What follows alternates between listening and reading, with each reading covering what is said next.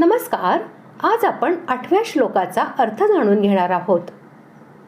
सूत आणि सुताचे मणी यांच्या दृष्टांताने भगवंतांनी आपली सर्व रूपता व सर्व व्यापकता सिद्ध केली.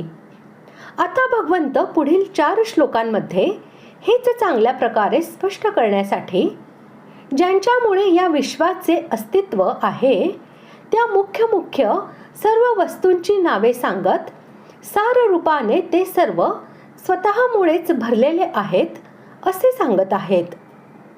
श्लोक 8. रसोऽहमप्सु कौन्तेय प्रभास्मि शशि सूर्ययोः प्रणवः सर्ववेदेषु शब्दः खे पौरुषनृषु.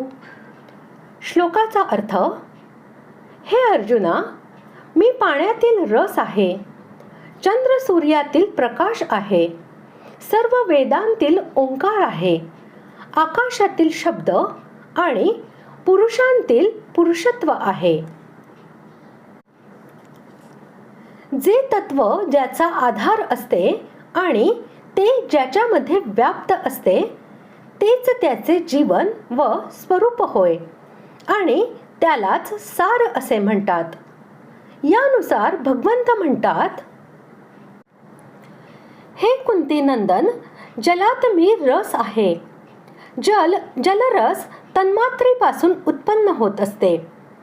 रस तन्मात्रेत राहते आणि रस तन्मात्रेमध्येच लीन होते. जलातून रस काढून टाकला तर जलतत्व काहीही राहणार नाही. म्हणून रसच जलरूपाने आहे. तो रस मी आहे. चंद्र आणि सूर्यात प्रकाश करण्याची जी एक विलक्षण शक्ती प्रभा आहे ते माझे स्वरूप आहे. प्रभारूप तन्मात्रेपासून उत्पन्न होत असते. रूप तन्मात्रेत राहते आणि शेवटी रूप तन्मात्रेतच लीन होते. जर चंद्र आणि सूर्यामधून प्रभा काढून टाकली तर चंद्रमा आणि सूर्य निस्तत्व होऊन जातील. तात्पर्य केवळ प्रभाच चंद्र आणि सूर्य रूपाने प्रकट होत असते. भगवान म्हणतात की ती प्रभा मीच आहे. संपूर्ण वेदात प्रणव म्हणजे ओंकार माझे स्वरूप आहे. कारण सर्वात प्रथम प्रणव प्रकट झाला. प्रणवापासून त्रिपदा गायत्री आणि त्रिपदा गायत्रीपासून वेदत्रयी प्रकट झाले. म्हणून वेदात सार प्रणवच राहिले.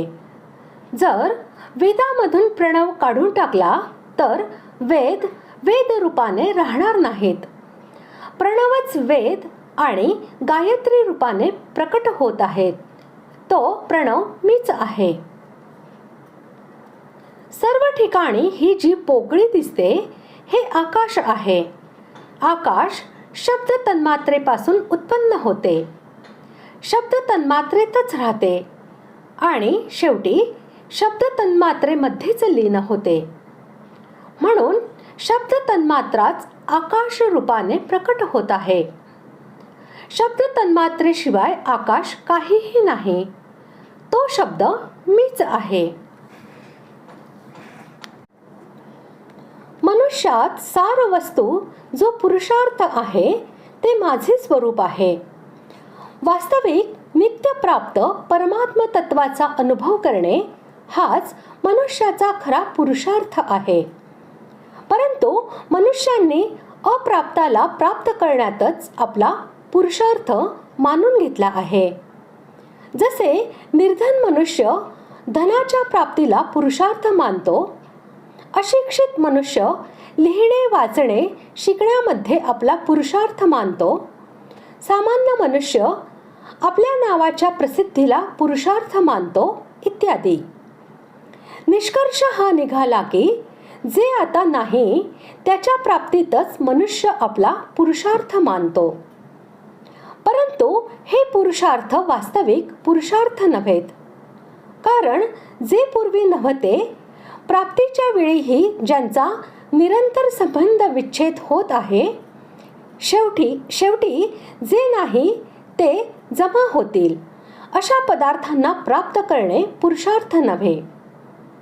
परमात्मा पूर्वीही विद्यमान होते, आत्ताही विद्यमान आहेत आणि पुढेही सदा विद्यमान राहतील, कारण त्यांचा कधीही अभाव होत नाही. म्हणून परमात्म्याला उत्साहपूर्वक प्राप्त करण्याचा जो प्रयत्न आहे तोच वास्तविक पुरुषार्थ आहे. त्याची प्राप्ती करून घेण्यातच मनुष्याची मनुष्यता आहे. त्याविना मनुष्य काहीही नव्हे, अर्थात निरर्थक आहे. अशा प्रकारे आज आपण 8व्या श्लोकाचा अर्थ जाणून घेतला. पुढील भागात आपण 9व्या श्लोकाचा अर्थ जाणून घेऊया. धन्यवाद.